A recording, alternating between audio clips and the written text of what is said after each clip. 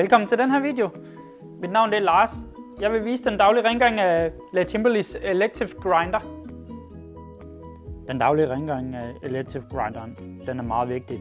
Man får en kaffe, der smager bedre, og det hjælper med at holde omkostningerne på reparationerne nede.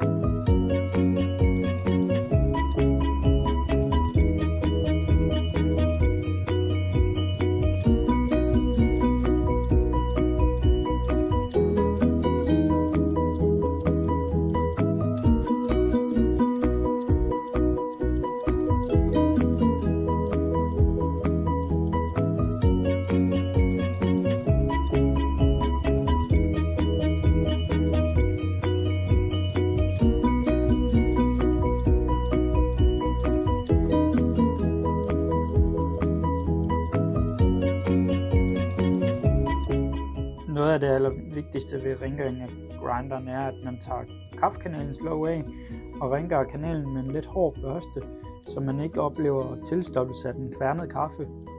Husk at få børsten så langt ned, så man kan se børsten i kanalen, så man undgår den her tilstoppelse af den kværnede kaffe.